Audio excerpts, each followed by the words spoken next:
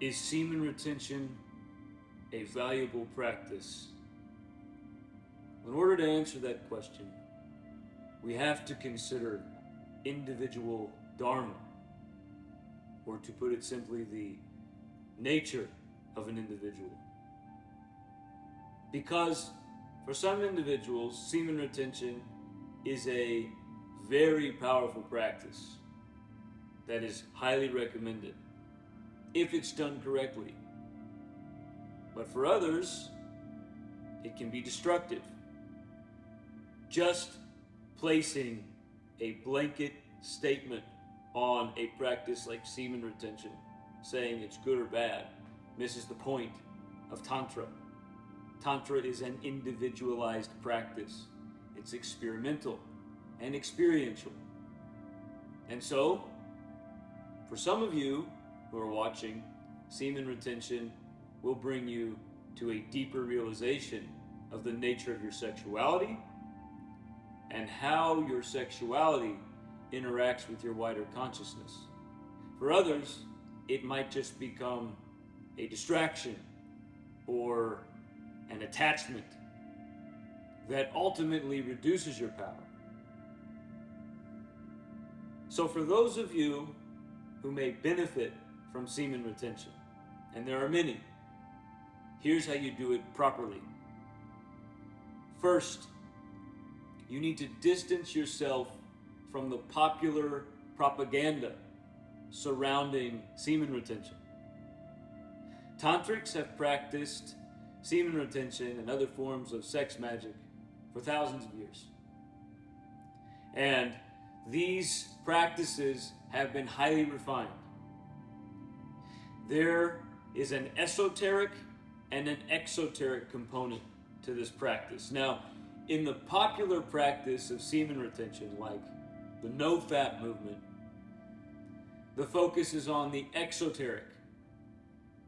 There might be some reference to an esoteric component or a spiritual component or a subtle component of the practice, but this is without the depth of understanding that is accessible in a true tantric practice.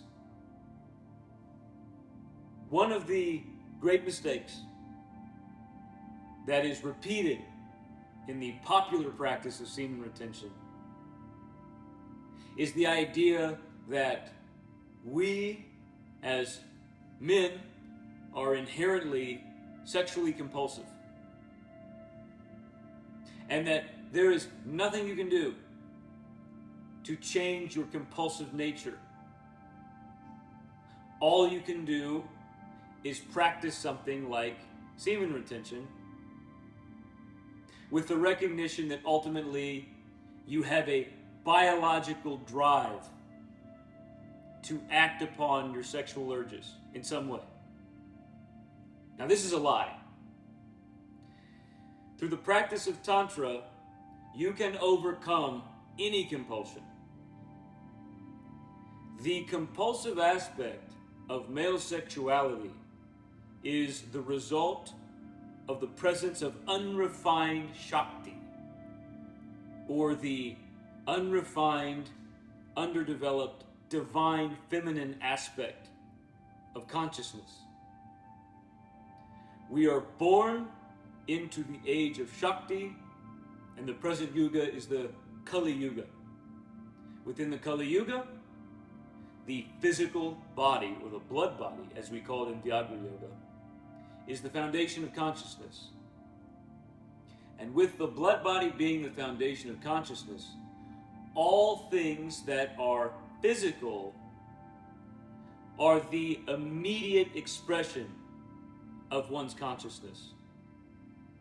And so, yes, we are all, men and women, born into compulsion. But we should not turn this compulsion into a point of pride or an excuse for unrefined behavior.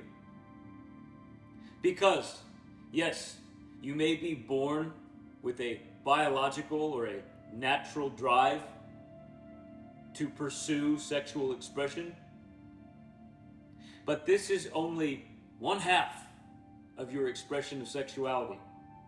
There is the natural expression of sexuality, which in its unrefined state is compulsive, and there is the spiritual or subtle expression of sexuality.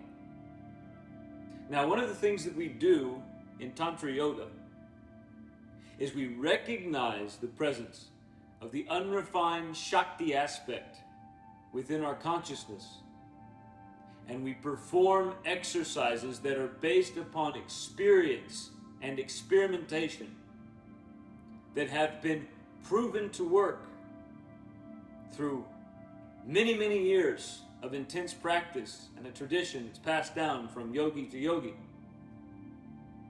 We utilize these practices in order to overcome compulsion. So, one of the ways that we overcome sexual compulsion is to advance from the unrefined natural state to a refined subtle state, subtle expression, exploring the depth of the natural expression of sexuality as well as the depth of the subtle expression, and then we combine them into the holistic expression of sexuality. How do you do this?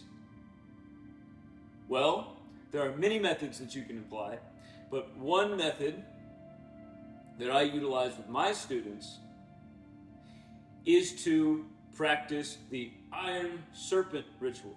Now, the Iron Serpent ritual is a form of semen retention.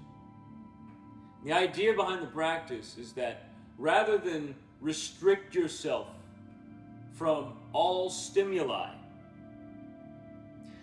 what you do is you willfully expose yourself to sexual stimuli, and then you utilize meditative exercises in order to bring your reactive nature under control and eliminate compulsion.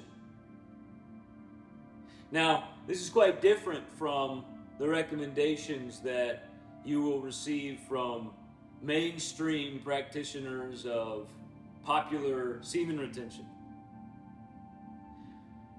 Most often you will hear that if you want to practice semen retention, you should avoid pornography. You should avoid any sort of exposure to sexual activity. You should not even look at women wearing swimsuits.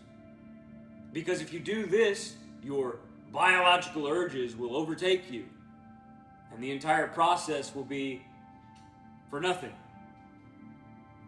But because we recognize in Tantra that we are not inherently compulsive beings, we do not blame pornography for our reaction. We do not blame the woman in a bikini for our reaction.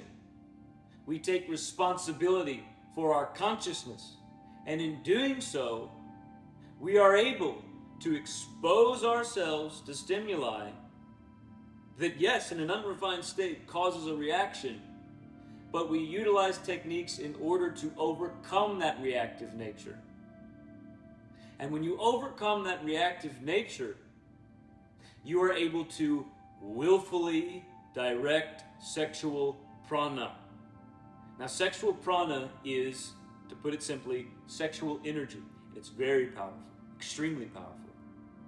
In fact, it's so powerful that it is one of the primary modes of manipulation in our contemporary system. Marketers have utilized sexual prana in order to drive consumption for decades now.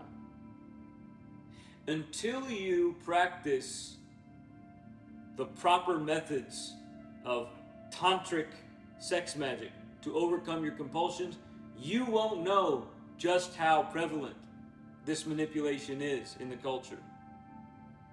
But ultimately, it's your responsibility to overcome the manipulation. It's not the fault of the marketer that you are compelled. It's not the fault of the pornographer that you are compelled. It's your fault, because you have not taken the necessary action to control yourself. So stop blaming women, stop blaming porn, Stop blaming anything but yourself for your condition.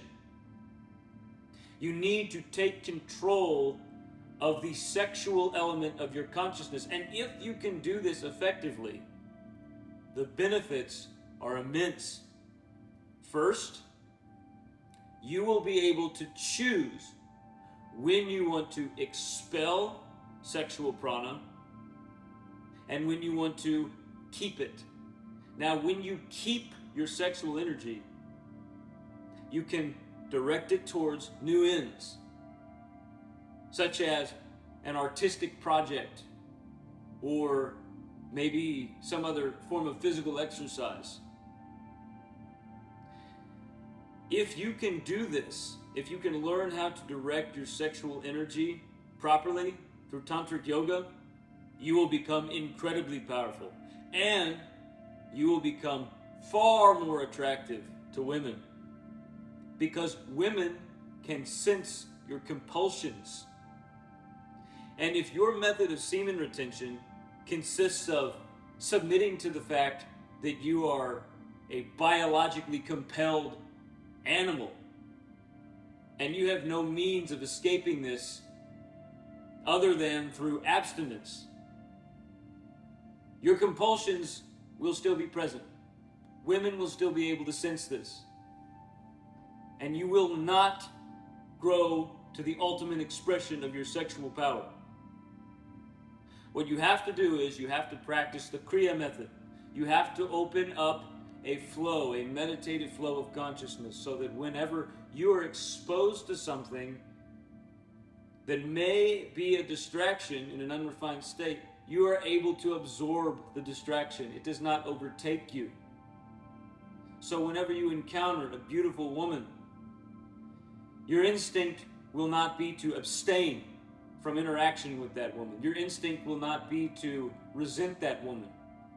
Instead, you will have the confidence that you know how to willfully direct your sexual prana to whatever end is necessary, whatever end you desire. And if you can do that, then you're practicing effective semen retention. Now, one last thing I must note is that if you have been practicing semen retention for a long period of time, and if you're practicing Tantra yoga in all of its aspects along with semen retention, you will generate so much sexual prana that semen retention becomes poisonous. It becomes self-destructive. And you will produce so much sexual energy that it is actually in your benefit to expel that energy as much as possible. But this is not the condition that most men or women exist within in the present age. In fact, most men and women have access to very little sexual prana because that prana is being dispersed in mindless consumption. When you drink the energy drink or soda or beer, or you eat the hamburger that's being marketed to you through sexual manipulation, you are actually having sex with your food. You're having sex with the beer. You are expelling sexual prana because your body remembers that it was sexually stimulated by the marketing tactic that led you to that consumption. And because you are unaware of this fact, you are just dispersing your energy.